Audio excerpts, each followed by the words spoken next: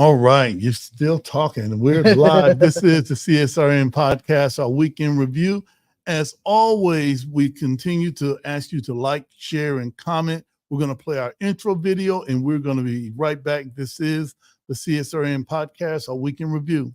I must confess that that dream that I had that day has at many points turned into a nightmare.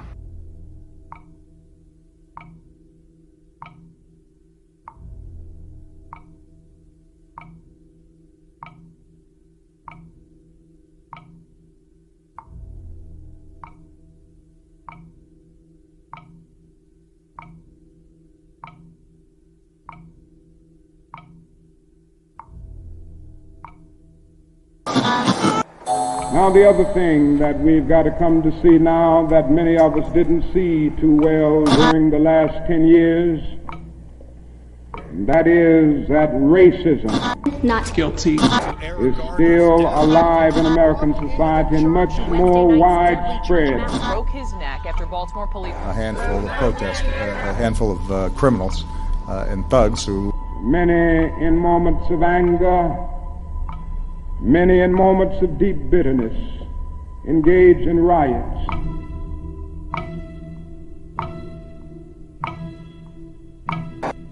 And as long as America postpones justice, we stand in the position of having these recurrences of violence and riots over and over again. Social justice and progress are the absolute guarantors of riot prevention. Mr. Gray's death was a homicide. The Negro was freed from the bondage of physical slavery. The athletes marched onto a stage. But at the same time, the nation refused to give him land to make that freedom meaningful. Freedom without land to cultivate. Freedom and famine at the same time. And create jobs for our people. The Negro is to be free. He must move down into the inner resources of his own soul and sign with a pen and ink of self-assertive manhood his own Emancipation Proclamation.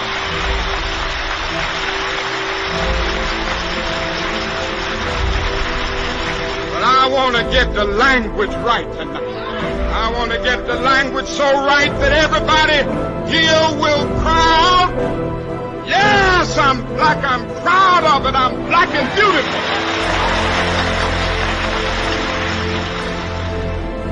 Individually, we are poor when you compare us with white society in America. We are poor. Collectively, we are richer than all the nations in the world with the exception of 9. That's power right there if we know how to prove it. We begin the process of building a greater economic base. And at the same time, we are putting pressure where it really hurts. We don't have to argue with anybody. We just need to go around to these stores and to these massive industries in our country.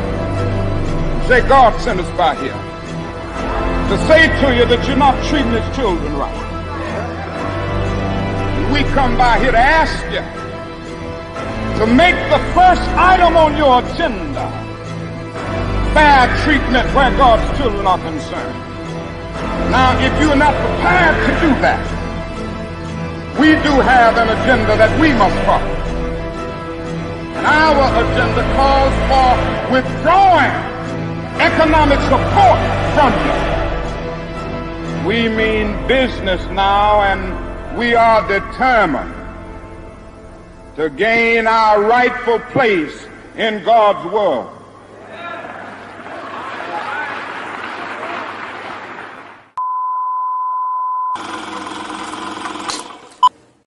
All right, we are back. This is the CSRN podcast, our weekend review, where we come to you live.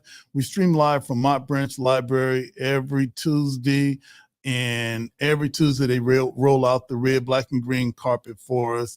I'm Brother Washington Muhammad. I am one of the co-founders of CSRN, as well as a registered and active member of the Nation of Islam here in Toledo. And nearly 10 years ago, Mike Leonardi and Jabril Bey had an idea that just ordinary people could speak truth to power. They didn't have to be politicians, pastors, professionals. You just have a megaphone and speak truth to power. And here we are, still active in the community and organizing. All right, what am I wearing today? Today I have on my black sweater. I've got a white kind of sport shirt under it, my black hat, my beads. And as always, I'm dedicated to respecting, protecting, and defending all Black bodies, no matter the cost, no matter the gains or loss. This is the home of Black Lives Matter and Justice or Else. I'm going to turn it over to my partner, my co-host, while Jody is rehearsing for Sweat. That's going to be a play at the Toledo Rep late February. So we're going to have some information about that soon so that everybody can, join and see my brother act. So who are you? What are you wearing today? My name is Yasin Muhammad, or you may know me as Mr. Muhammad. What I'm wearing is, I think it's called a pea coat. It's navy blue with walnut beaded necklace with a bull head on it, and a blue watch. All right. What we're going to do right now, we're going to get into our guiding principles and our mission statement. One of the reasons why we have a mission statement, whenever you have a grassroots organization, especially something like CSRN, where it seems like we pick the best of all of the activists, put them in one room, and man, hopefully with all those strong personalities, we were able to work things out. So the first thing we had to come up with was a mission statement. That's who we are, what we're about. So if you can get into the mission statement, yes, sir. I'll double back with the guiding principles, and then we're going to take a short break, and we're going to come back with Bridget, Hanson, and Fame Studios. This is the first time that we had Fame Studios in the house, so we're really kicking off Black History Month with a bang this year. Yes, we are. All right, so if you can get started. Yes, sir. We are the Community Solidarity Response Network of Toledo, formed on November 25th, 2014. The day after it was announced that the killer, a Ferguson, Missouri police officer of Michael Brown and an unarmed teenager, would not be indicted. We bring awareness to the injustices experienced by Black men, women, and children who are disproportionately murdered, attacked, provoked, harassed by law enforcement. Police brutality has to end. We bring awareness to the fact that most often police brutality goes without consequences and accountability. Police impunity has to end. We utilize the tactics of protest, civil disobedience, event disruption, citizen advocacy to give voice to those who are otherwise voiceless. We facilitate progressive community-based events that help foster self-development, and we discuss measures to hold local leadership accountable for their sworn duties, be they politicians, clergy, law enforcement, educators, etc. We want equal justice, justice under the law. We want justice applied equally to all, regardless of creed, class, or color. For all lives to matter, Black lives must matter. Injustice anywhere is a threat to justice everywhere. Reverend Dr. Martin Luther King Jr. All right, and if Jody was here, we would always have a Black Lives Matter moment, and that's when we talk about some of the things that we've done together since 2014. That's when we started this movement.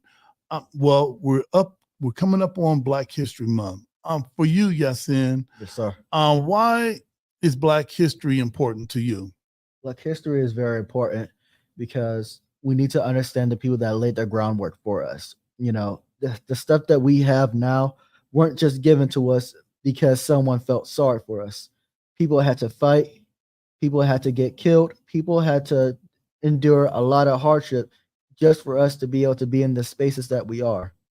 And for us to know that, we must be able to acknowledge it. So it doesn't matter how old it is. It doesn't matter who it doesn't really matter who may have done a lot or a little. Everyone that's fought for us has to be acknowledged, whether they're in school textbooks or not. The most noteworthy people are people that aren't in textbooks. So in order for us to understand what brought us here, we need to be able to understand those that may not be in textbooks. All right. Those unsung heroes. All right. What we're going to do right now, if you see on the screen, we've got our guiding principles. Those are some of the things that keep us together and working together. But we're going to take a short break. We're going to come back. I saw Julian Mack just entered the green room. So we're going to take a short break and come back. This is the CSRN podcast, our weekend review. Did you know addiction is a disease, not a moral dilemma? The opioid epidemic and substance use have a major impact on communities of color and many people's lives. The Joshua Treatment Center offers culturally relevant, inpatient, and outpatient behavioral health treatment and recovery support services to any Ohioan struggling with addiction, mental health, or finding sober, safe housing. We must recognize that treatment is available and accessible to all. If you are in need of treatment or want to find out more information, you can call 1-888-728-2713 to talk to someone or schedule an appointment.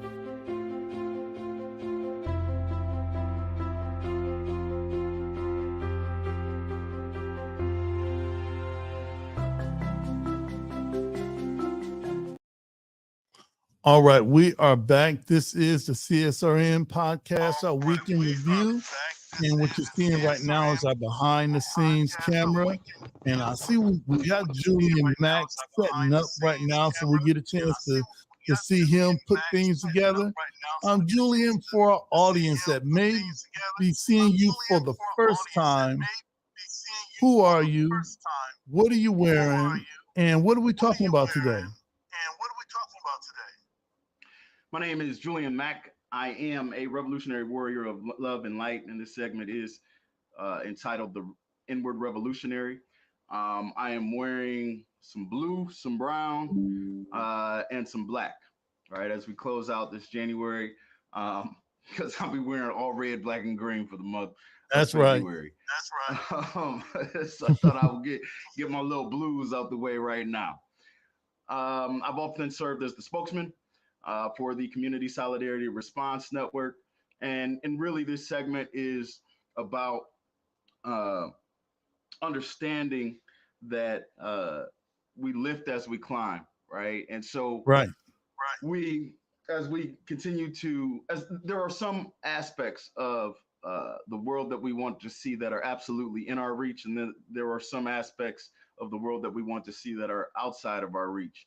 But we have to grab those which are in our reach immediately, and as we work towards those that are outside of our reach. I'm reminded of a quote that many in my fraternity, Omega Psi Phi Fraternity Incorporated, would say: the difficult will be done immediately, and the impossible will take a little while longer, right? And as I heard you all talking about Black History Month, I'm reminded that it was my fraternity, Omega Psi Phi Fraternity Incorporated, which essentially founded Black History Month as it started as Negro Achievement Week in the 1920s. Then later on, it evolved into Black History Month, and so that's really grounding today as we're on the. Really, Black History Month started already, right? That's right. I remember there was a member of Community Solidarity Response Network that would often say that Black History Month started Martin Luther King Day, right? And so I feel like we've already got this thing popping off. All right. Hey, listen, I'm getting some echo. I don't know if it's coming from, this is live, everyone. So usually if something is live, we may have some technical difficulties. I'm going to ask you, if you don't mind, if you can log out log back in, and I'm going to do the same. Okay. Okay. Let's do this, family. All right. This is live podcasting, and only you get the chance to see this. All right. This is what we do.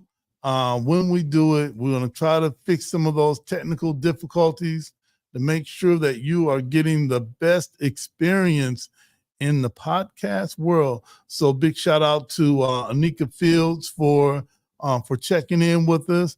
We've got Sister Yvette Muhammad that's checking in with us. She says that we're good now. All right, so obviously it had to be Julian. So we're going to blame everything on Julian, just as we always blame everything on Jody. But since Jody isn't here, we'll have Julian to kick around. So good looking. We're looking forward to Julian coming back. And we're going to be talking about the inward revolutionary. And he talks about some of the things that you really have to consider to get well and stay well. And we're going to have Yasin Muhammad. We're going to do some self-care talk. Self-care, absolutely. And Bridget Hanson, she was like, well, I hear tools. Okay, well, whatever you're hearing, Bridget, we'll talk about that. We'll talk about that too. So right now we're waiting for Julian to get back. We're going to take a short break. And when we come back, we should have Julian, we should have Yasin, and hopefully Miss Bridget Hanson on deck. This is the CSRN podcast, our weekend review. We'll be right back. Hey, I'm Dr. P. Not only am I a leadership coach, I'm a change agent, and I'm a race scholar. I've used my study of race to dismantle systems and organizations, but I also use that to help you as the individual become a better leader for your families and for your community.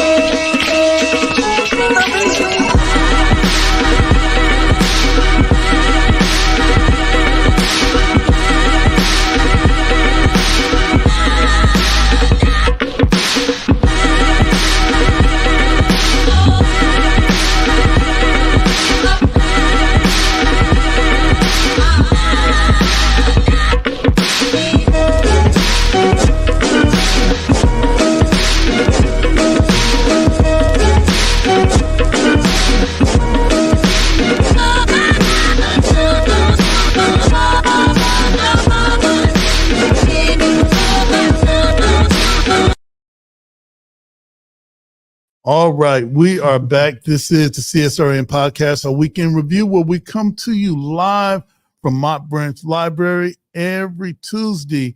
We had some technical difficulties with Julian Mack, the inward revolutionary, so we kind of sort of had to kick him from the studio, hoping that he'll come right back in. But what we're going to do right now, before we have Bridget Hanson, we're going to talk about some self-care tools with Yasin Muhammad. Yasin, we were talking about that earlier. Yes, sir. Self-care and some of the things that people can do to balance out. What types of tools or self-care tips do you have for people to consider? Well, self-care isn't always just thinking about stuff and mental stuff. Some things are just action, some things are doing, some things are research. And for some people, especially my students, I try to introduce them to different things. You see, sometimes my students, they like to eat Takis all day. Okay. I'm a little bit just a bit over 30. All right, give or take a decade or two. All of us, all the young people watching know exactly what Takis all right. are. So what I like to introduce them to is different kinds of foods like fruits, vegetables, and for some self-care stuff, I'm gonna name my top 5 fruits and tell you what each of them do, just so you know what you're eating. All right. Should be able to also help you with your mental health and also physical health. Okay. Mental health is also physical health. So the top 5 fruits. Strawberries is number 1 for me. They are it de-ages you and it helps your skin. Okay. 2, bananas. They boost your energy. You should eat one in the morning before you do anything. Okay, you're going too fast, Bridget. I should be writing this down. All right, let me It's okay. get my I can cheat slow sheet down. here. All right, yes. Oh yeah. Next, is cherries. For calming your nerves. As a lot of young people and people in general, you can deal with a lot of anxiety. So adding cherries into your diet can also help with your nerves. 4, grapes. Those are magnificent. They relax your blood vessels. For a lot of people that may have those kind of issues, introducing grapes into your diet can also help a lot with that. A bonus fact about grapes is that if you eat grapes with seeds, they have melatonin in it. So if you eat the seeds, they're nasty. But if you eat the seeds, you can find yourself getting a lot better sleep in your day. So right now I've got strawberries. I've got grapes, cherries, and there was something else. Bananas.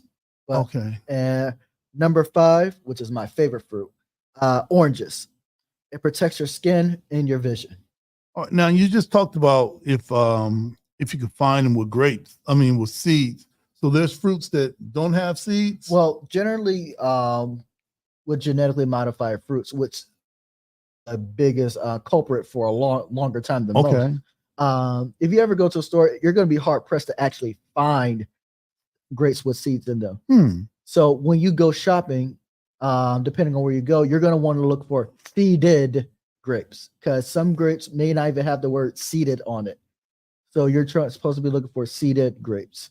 But yes, there are fruits that don't have seeds in it, and I don't generally advertise fruits without seeds. Okay. Because once you eat the fruit, you can't replant it and do what God intended for it to do, which was reproduce. All right. You can drop some science. And when did you learn about this? Some of this I'm learning about right now, especially the grapes with the seeds. And so if I got some grandchildren, I could put them to sleep. Absolutely. All right. I mean, depending on how old they are, they probably shouldn't be swallowing seeds. Bridget, we just gonna get a bag of seeds. All right. No. Man. What helped me out was this was a book by Most Honorable Elijah Muhammad called How to Eat to Live. And although it may not entail all the facts that I gave you, that book helps me research and figure out what the things I eat does to my body. As we all should understand what we eat, understand what things do to our body. Does it have red dye in it? If so, what does red dye do? And if you don't understand things like that, then putting anything in your body can be a detriment to your overall health and mental health. Well, as the old saying goes, you are what you eat. And if you eat poison, you may think poisonous thoughts. All right, well, and do poisonous actions. And that's what we call toxic behavior. Okay, I had to clean out my whole refrigerator now. Thanks a lot. You and me both. You done put me on the spot with the red dye and the Takis, my oranges without seeds. All right. Another thing that I want, yes, sir. Man, and you said, sir, like, man, all right. I'm like, man, I only disrespect my parents taught me that. Okay, all right. I wish people at my job can hear that. When it comes to young people, yes, sir. What is it that is most rewarding about working with young people? Because I know that's what you kind of your profession. Well, working with young people, the best thing that I love to see is when young people. I just love seeing kindness. For example, today I was doing some art coping skills with some of my students, but one of them thought that theirs weren't as good as everybody else, even though it was exactly the same as everybody else because they're children. They all kind of do the same amount of art if they already don't, know how to do it. So what I really love seeing is that all their friends were telling them bro, neither of us have done this before. Yours doesn't look any different than ours. And they're like, bro, you're good. So, but at the end of the day, I let the young man redo his, and it looked great. It looked great a second time around. He even showed my supervisor once he was done because he was so proud of it. So I just really love this. Overall, I think in our community, I think we can use an extra scoop of empathy and kindness because Out here, it's sort of every man for themselves. And when it's every man for themselves, no one is being taken care of. All right, hey, listen, what we're going to take care of right now, I see Julian Mack is back in the green room. Let's try to bring him right into the studio and join us. Julian, hey, what's going on, bro? How you feeling? All right, can you hear me now?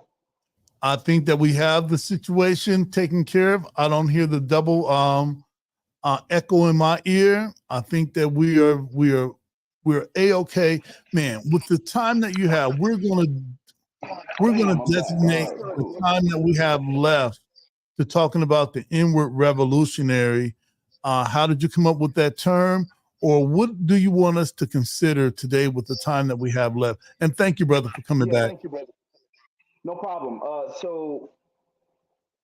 I'm grateful today because, there's been a new space that I've had the opportunity to participate in as a type of a book club. And right now we're reading a great book entitled Self-Care. There we go. Self-Care for Black Men. All right. 100 Ways to Heal and Liberate. And I really try to ground, these inward roads can be treacherous when we try to navigate them singularly or by oneself, and so I try to always ground myself in nonfiction literature to help show the way. And so on this book on page 51, there's a section about challenging imposter syndrome, which I think many of us as Black men, have had to challenge within ourselves. So I'm just going to read and then we can comment from there. All right. Challenge imposter syndrome. You may have heard the term imposter syndrome floating around a lot more these days. It refers to internalized feelings of fear, self doubt, worries, and inferiority that lead to increased stress and performance issues. When you reach a higher level in your career, you might have experienced these feelings as you have tried to climb the company ladder. However, that doesn't mean you suffer from this syndrome. Those claiming Black men disproportionately suffer from the syndrome ignore the role of race based roadblocks in the workplace as a source of stress.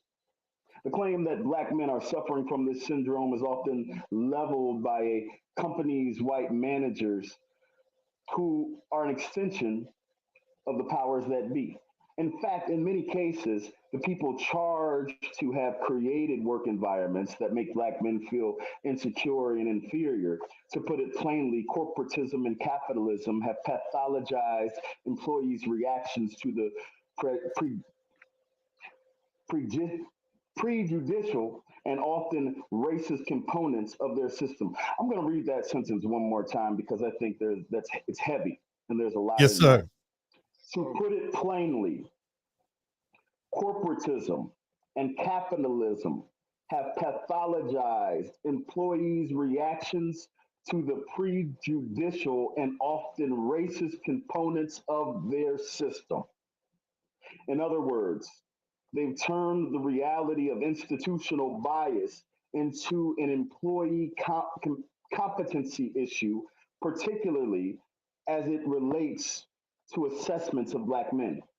Black men and other people of color, women of all races and ethnicities, queer folks have been systemically been kept out of the upper echelons of the corporate structure throughout history. Bias in corporate recruitment and subjective employee evaluation practices have prompted marginalized people to understate their value and, in some cases, question their competency. This works most often to benefit white upper class heterosexual men who own and wrote the societal playbook. This means that if you don't act right in those spaces, you will not progress in your career. And they will tell you it's because you just don't feel like corporate material. Feeling like an imposter in places that aren't supportive of your success is not a personal failure. It is a reasonable reaction to intentional exclusionary practices you may have to work. You may have work you need to do to be successful in these environments. Many stay in these environments because there are no other comparable job opportunities. After all, you have to provide for yourself and your family. Understandably, you do everything you can, for example, code switching, to be successful. You often deserve to not feel you also deserve to not feel unworthy and stress yourself out internally when you realize the problems are external. So take action. The next time you find yourself feeling like an imposter with a new challenge or role in your career, take a moment to make an honest assessment of your skills and work history. What have you done well? What would your employer referrals say about your capacity to perform and produce work? Then say to yourself, this anxiety is not of my own creation, and place the onus where it belongs, on a system that still works to make it harder for you to achieve. Offer yourself compassion and keep doing what you need to do to get where you want to go. You are deserving and unstoppable. All right, that's beautiful, beautiful. I know we're on a short time, and I got Bridget Hanson from Fame Studios looking to come up, but I wanted to ask you this. What are some tools that you use for self-care? And that book is the truth, because I listen to brothers talk about what they have to go through at work, and there's an ongoing issue right now with natural hair. Of course, I don't have to worry about that, but a lot of us wear our hair that's unlike, corporate America. So, brothers are catching it all around. Our sisters are too. But for you, before we go, what do you do, Julian, when it comes to self-care? Yeah, so self care has almost become a bit of a over catch all for any type of focus on oneself, right? So I want to be clear here. Self care can be activities that allow us to care for ourselves more, right? So people may say self care is a spa day. It's not just things that make Right. us feel relaxed, right, but it's things that expand our capacity to be able to care for ourselves. So doing laundry is self care, doing the dishes is self care, right? Cleaning up and straightening up and staying organized is self care. But as far as psychologically, with self care, I have to set aside time for quiet, for silence. Right? We live in a world where everything is trying to get and grab and in competition for our attention, right? And it's because of a capitalistic corporate model that continues to condition us from the time prior to us, since we're in the womb, to think that what we need is something that is outside of us and not inside of us. So I need silence sometimes. I need time in nature. I need walks, right? I need prayer. I need meditation. I need quiet time where I can allow my thoughts to just flow without some exterior competition for my thoughts, so I can process the real from the fake, right? And understand that most of my solutions lie within me, not outside of me. Julian, can we count on seeing you next week for the Inward Revolutionary with some more self-care tips and tools for those of us that's going through it right now? I got 100 of them right here, right? Yes, sir. I can't Beautiful. promise all of them will be in this book, but I got 100 of them right here, and I highly recommend this book to anyone who cares about a black man understanding themselves, right, and caring about themselves. And Whether who's the you be a black author? man or whether you're just somebody who loves a black man. This is by Jor-El Carabello. All right, beautiful. Jor-El Carabello. Yep. And Brother Washington, I have a question I just want to ask on. I didn't want to ask on live, but I'm going to ask anyway, since this is live. When is the flag going up? When and where? What time is the flag going up this year? Oh, I'm glad you asked. The Pan-African flag, we will be raising it at One Government Center this Thursday, 11 a.m. That's when, and it's our fourth year of doing it. This year, our elder that's going to give us permission to start the ceremony will be our brother, Terry Crosby. So we're looking forward to everyone coming out this Thursday morning, One Government Center. We are raising the red, black, and green flag. It's a beautiful 8-foot by 5-foot flag, CSRN.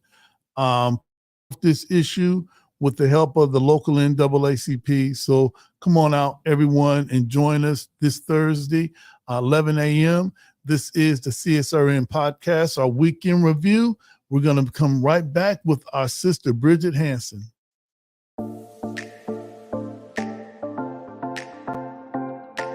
Pathway Incorporated Brothers United program believes that children are important. Every day we support and advocate for fathers because when children have involved fathers, the whole community thrives. The fathers that come into the Brothers United program are mostly young fathers who are primarily gang members or drug dealers or those involved in lots of trauma from the time when they were youth until now. The program has fatherhood classes which teach you about your role as a father, the importance of being a father, healthy relationships, how to co-parent and work better together with your co-parent, and then economic stability, how to get a job, how to keep a job. It is so important for fathers to learn to take care of their children holistically, not just emotionally, not just physically, but financially as well, because children need a holistic approach. I really just needed help with really being a better father and looking for a job to be able to support my kids. Some of the problems I was facing when I joined Brothers United was communication with my children. Had some time apart from each other for a while, so they gave me the tools to really get back in communication with them. Fathers will come into our program with their heads down. 2 weeks later, their heads are up. 3 weeks later, they're laughing and talking. 4 weeks later, they're building a bond. And by the time we get to 8 weeks, they're saying, hey, we want to stay here. What can we do to stay connected? It gave me a better perspective on how to look at things from other people's point of view. You know, sometimes us as men, we get caught up in being prideful and arrogant, thinking we don't need the help. We do. And we just have to put our pride, selfishness, and arrogance to the side. And when the help is there, take it. Hope plays the most important role in everything that we do because we have to have hope.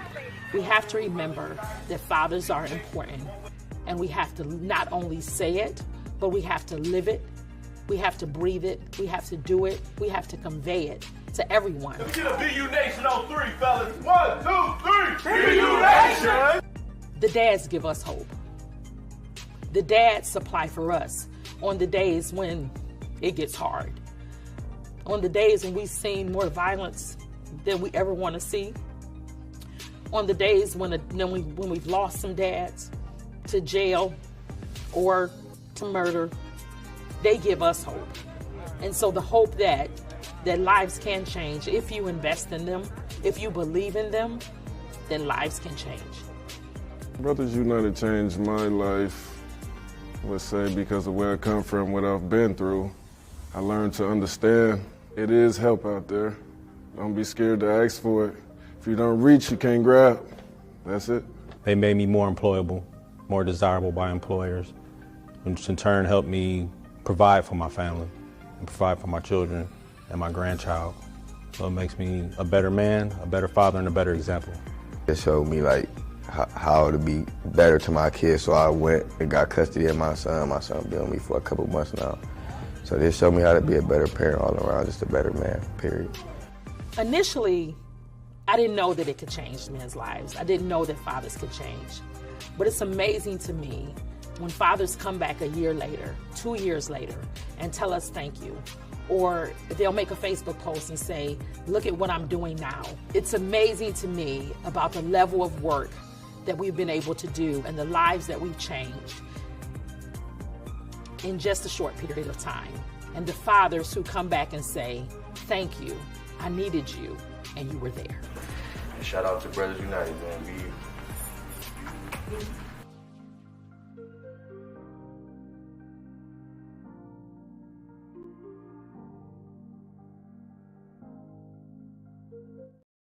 All right, we are back. This is the CSRN podcast, our weekend review. Now, you know, every time we have a special guest and we have a top tier guest today, what I wanted to do is make sure we pay some bills right now.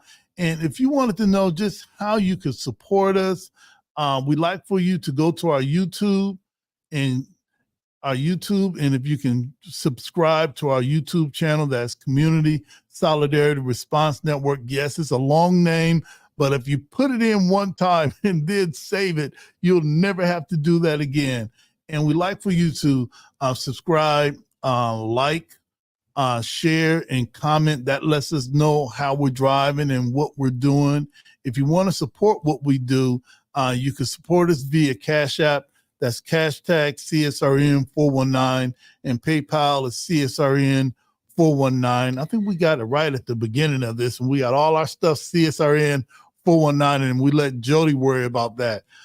You can follow us on Instagram, Facebook, where we're right now, Spotify. So if you want to just listen in, maybe later on, go on to Spotify, click our name in, and you can hear Bridget Hanson, you can hear Julian Mack, you can hear Yasin Muhammad in their splendor right in your ears. Like our YouTube and subscribe to our YouTube and follow us on X. We're not heavy on X, formerly known as Twitter, but we're trying to get a bit more traction on Twitter. And as always, we have our Black Lives Matter lawn signs, yard signs ready for you. Just inboxes. We'll get those to you. We got our defund the police signs. We just got a few of those left.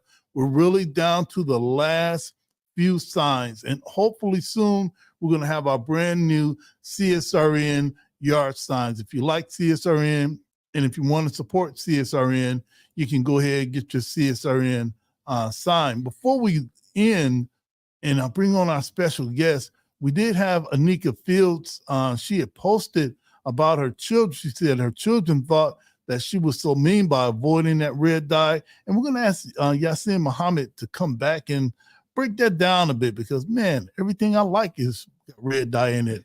And also we had Yvette Muhammad also commented while Julian was talking, and we love Julian to come in. And she said, community-wise, we tend to be led to think that putting others before ourselves is heroic. Otherwise, we neglect ourselves to the point we become embittered. Man, that sounds like something that Bridget Hanson could teach me, all right? Can't do everything for everybody and nothing for yourself. And Yvette Muhammad went on to say, you can't pour from an empty cup.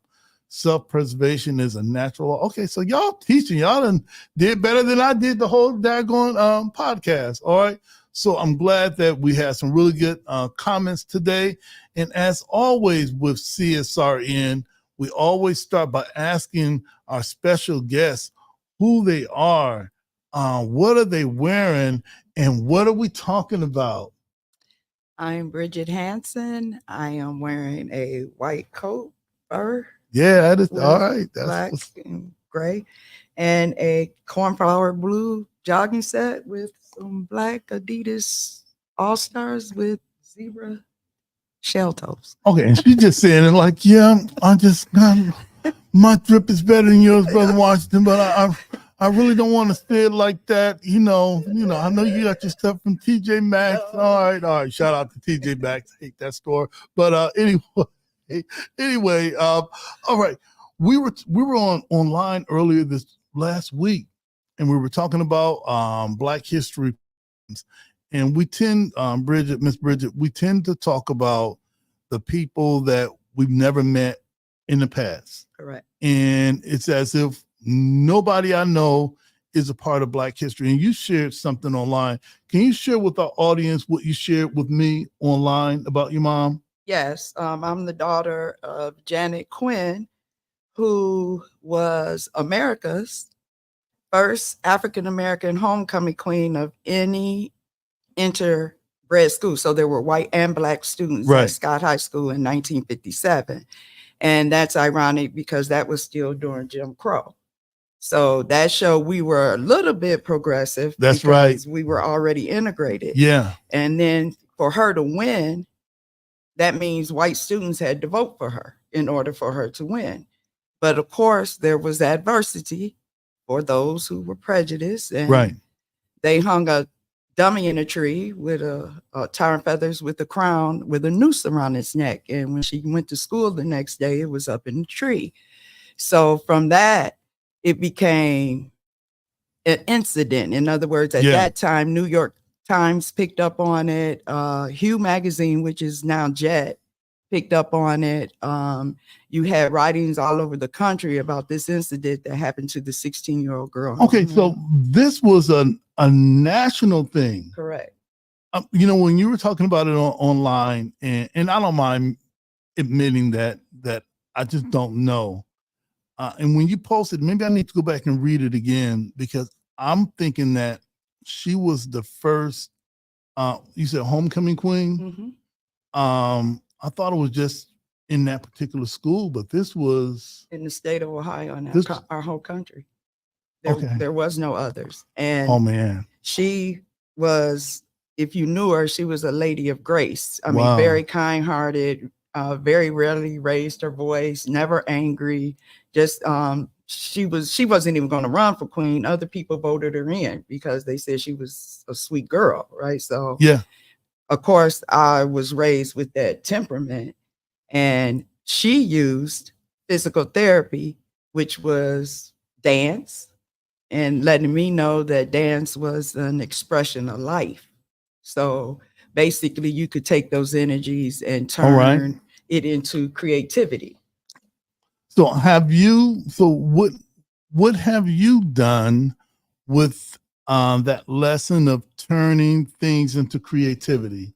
Well, I started out with 1995. We established the House of Adonis, and basically I had come back from a tour duty with my husband, right? And he was an officer, so you know I'm coming back to the city to try to help kids, and so you're basically asking yourself, like, what's the difference here? You know? Yeah, absolutely.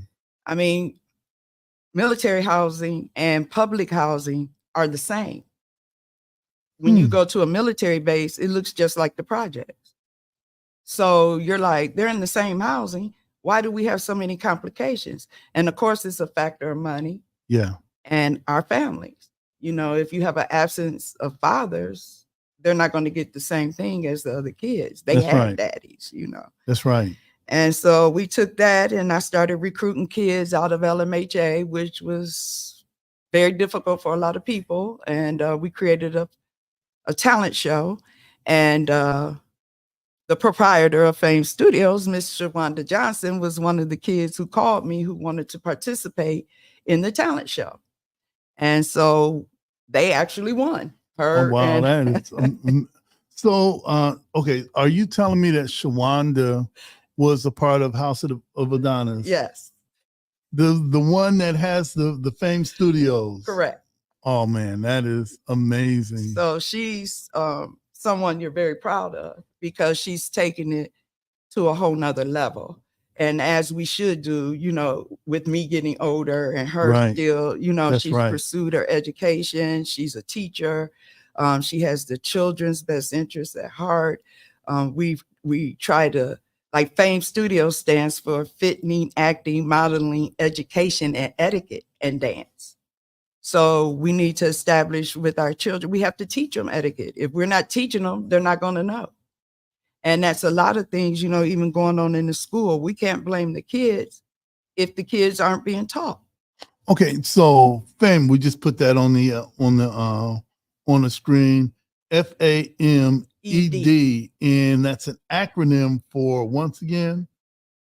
This is for fitness, acting, modeling, education, etiquette, and dance. Oh man, Shawanda, I had no idea. That connection. So how can we had saw some of the, if you go on YouTube, just click in Fame Studios. I don't know why I'm acting like I can't talk. Go on YouTube, click in Fame Studios and see all of the things that they've done, all of the things that they've gone through. What are some of your experiences with Fame Studios? Oh, it's awesome. That's awesome, man. Basically, once you become, we're establishing more of a family type atmosphere, and we're trying to bring unity in the community. So when you're with us, we're together, and that goes all the way to where, you know, we've even gone into the schools and try to speak for the kids when the parents can't, and you advocate and you just try to keep our, you know, the ones we're working with right up under us. That's important. Yes. And instead of teaching them slower, like a lot of the schools do, we try to accelerate them. That's awesome. So we want them faster, better than the most. So also what a lot of people don't understand is through dance, it teaches them a lot. You know, that if they're a 2-year-old and you're coming over here and say, go to the left, go to the right, jump up, jump down, you're teaching them direction. That's beautiful. And so they become better students. So a lot of our students are principal lists, honor roll, graduating from college. They've become entrepreneurs. I can name them off here in the city, you know, where the kids aren't out here doing negative things. They've learned to, you know, be successful. And I like to celebrate our young people. You know, when we were, I had your sons at Self-Expression Teen Theater, and Mr. Muhammad would always tell us to celebrate our young people when they're doing the right thing. Most times you only see our young people in the news whenever there's something negative. So we're trying to promote Fame Studios today. We're trying to promote those young people and the families for really making the difference today. What are some of the rewarding things that you get from doing this work? Yeah. Well, personally, myself, I had opportunity where I was on Empire. I did Forbidding. I was in a screen movie, Widows, and that's just you know, just doing something, just trying. You have the children who you try to perfect into a wonderful team. We encourage community events and then, you know, getting them involved with community.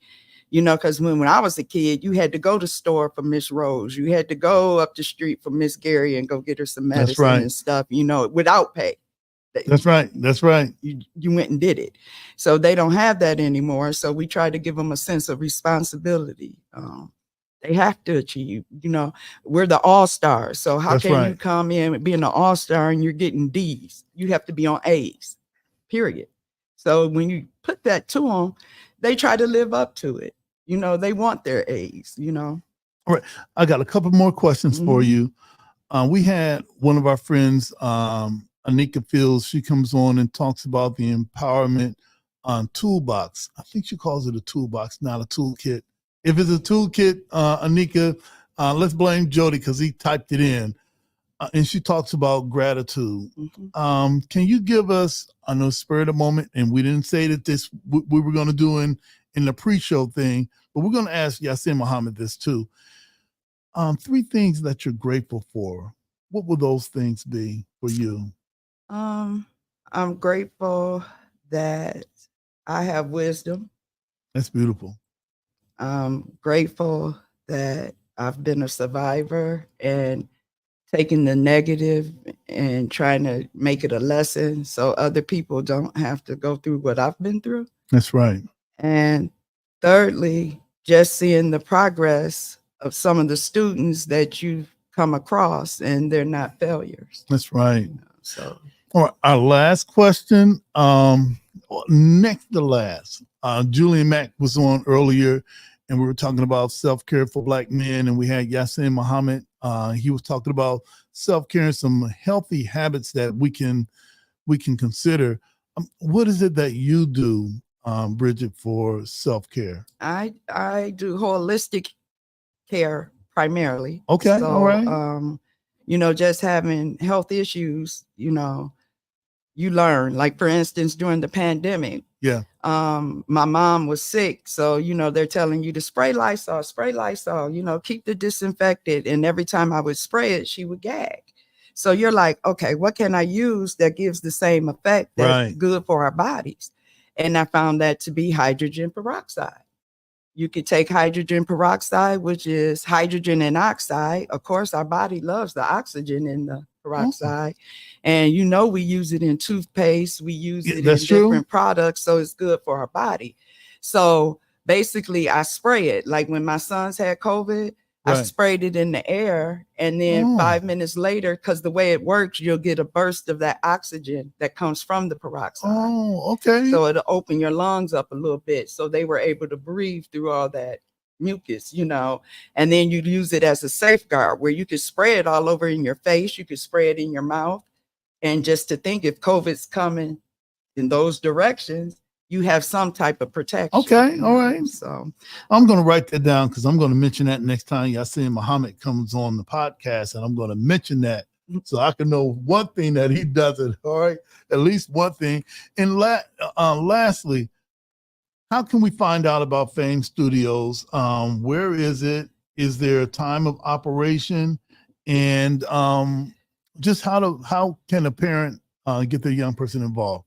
Well, right now we're at 2610 West Central here in Toledo. It's the big purple building. You can't miss it.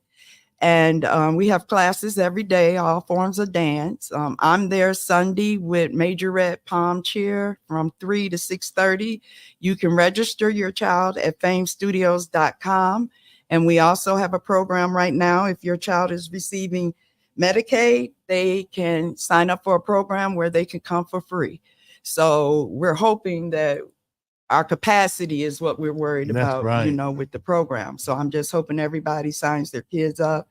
We're very community involved, so they get very busy. Like they have a Pistons game coming up, and, you know, we teach high self-esteem and also that everybody is somebody, and you need to let the child, are you somebody? I sure am. I was going to say, I sure is. I sure am. All right. Listen, family, I will say this. In order for me to get to work, I got to pass by Fame Studios right there near the corners of Douglas and Central. Correct. And when I come back, now, of course, when I'm going to work early in the morning, there's no one there. But when I come back, that studio is full. That parking lot is full. So know that if you're taking your young person to Fame Studios, it's a beautiful family environment. I know Miss Bridget. I know Shawana. I had no idea she was part of House of Adonis. Yes. No idea. All right, I need to little girl. Yeah, I'm like, wow, I know you were that old. All right, now I can say that. Yeah, I'm that old. All right. So can you come back maybe at another time to talk about Fame Studios and some of the things that they've done and some of the things that you think that we need to be sharing? I sure can. All right. And we're going to come back. We're going to come back with Yasin Muhammad and go through our community shout outs and concerns and tie up some loose ends. This is the CSRN podcast, our weekend review. We'll be right back. Have you ever dreamed of showing the world who you are, showing what you can do? Can you act? Can you dance? Do you have talent? If you do, then come on and get fame. Express yourself where dreams become reality at Fame Studios. The environment here consists of children and teens that are all ages and all diverse.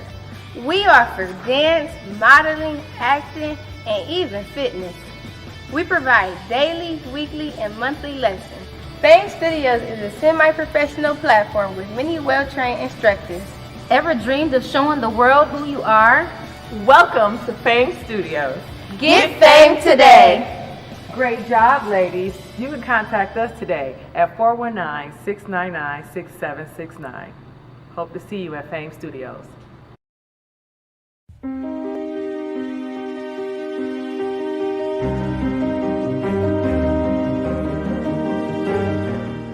Now you can get the same uncompromising truth you've come to expect from the Final Call newspaper on all your connected devices. Subscribe to the Final Call Digital Edition today. Go to subscribe.finalcalldigital.com.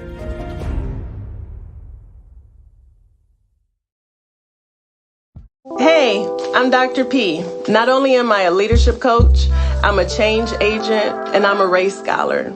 I've used my study of race to dismantle systems and organizations, but I also use that to help you as the individual become a better leader for your families and for your community.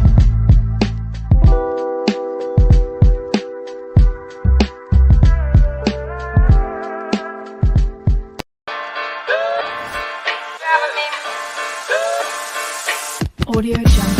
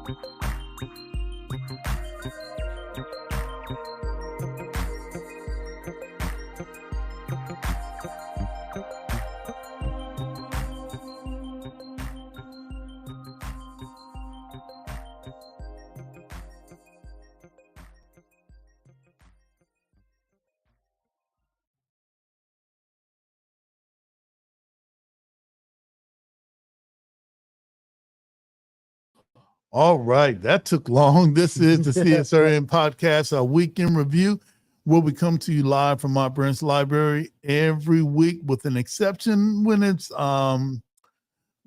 with some exceptions, but we come here and talk about the things that we think that you may need to know, and we try to showcase some of the people in the city that may not get that type of publicity that they're really getting it in. Last week we had Deja Griffith and Lean On Me Foundation. Big ups to her. We've got Yasin Muhammad co-hosting with me for I don't even remember Jody Summers' name. Oh, hey, it's, all right, it's just Jody, like that. come on. So, all right. So, what I wanted to share with you right now is what's happening on the 1st of February. I have zero graphics about what CSRN is doing, but I got every graphics about everyone else. On the 1st of February, we're raising a red, black, and green flag at One Government Center. This is to celebrate Black History Month. Some people say, well, Black History Month is 365, 24/7, 7 days a week. It is. So we're gonna take that extra effort and raise our flag on One Government Center. So join CSRN, join us there on Thursday, 11 a.m. I think that we're gonna have a Jody Summers gonna do spoken word. I'm gonna do the flag raising short speech. We've got Terry Crosby that's going to be our elder. We've got Reverend Willie Perryman, who assisted us as the president of the NAACP Toledo chapter or Toledo branch. He's going to correct me on Thursday. That really assisted us in making this happen. And a big shout out to the Port Authority and the Lucas County commissioners that really brought this together so that every year we raise that flag. What else is happening for Black History Month? I want to introduce you to something that you may not be familiar with. It's Savior's Day. Every year, the Nation of Islam has its annual convention where we celebrate the birth of Master Fard Muhammad, the founder of the Nation of Islam. He is the one that taught the Honorable Elijah Muhammad, and the Honorable Elijah Muhammad taught Malcolm X. He taught Muhammad Ali. He taught the Honorable Minister Louis Farrakhan. His teachings are what makes Brother Washington. And our title for this Savior's Day is, what does Allah, the great Mahdi, and the great Messiah have to say about the war in the Middle East? Now, I know that some may wonder, well, why hasn't Minister Farrakhan said anything so far? Well, join us Savior's Day either in person or NOI.org. And then after the Honorable Minister Louis Farrakhan has a comment, then my comment will be his comment. So we want everybody to log in, NOI.org, or join us at the Huntington Arena in Detroit. That's such a short trip from here. So if you can go on NOI.org, get your tickets, because the tickets are about all sold out. So that's going to be the crowning jewel of Black History Month. But we are going to be promoting some Black History events right here in the city of Toledo. I mean, other than that, man, you just can't miss. On the 1st, we're raising the red, black, and green flag. On the outside set of Black History Month, we're having Savior's Day, and everything in between, we just can't miss. So in closing out, I needed to ask Yasin Muhammad, because I was asking everybody else, if you can name 3 things that you're grateful for, what would those things be? 3 things you said? Right. Well, I'm very grateful for my family. I know a lot of people don't have, good support systems, and I'm glad I was able to grow up with that. I am very fortunate to have that. Okay. It's not a privilege. It's something that I've been blessed with. I'm glad I have a lot of God in my life. Without him, I wouldn't be getting anywhere where I have been in the past few years of my life. And 3, just waking up knowing that I love myself. All right, that's beautiful. Man, I've got Jody I think he just entered the chat and said, hey, look, I'm popping in to say hello. So what's up, Jody? Jody? We miss you. We're looking forward to seeing you soon. We're looking forward to seeing that play. All right, Sweat, that's going to be premiering later on in February at the Toledo Rep. Yasin, listen, we want to thank you for making this podcast balanced and interesting. And hopefully next week we're going to talk about that red dye. Oh, yes. I can't wait to talk about that. Right. And it's always, all lives can't matter until Black lives matter. And Black lives can't matter until all Black lives matter. Justice or else.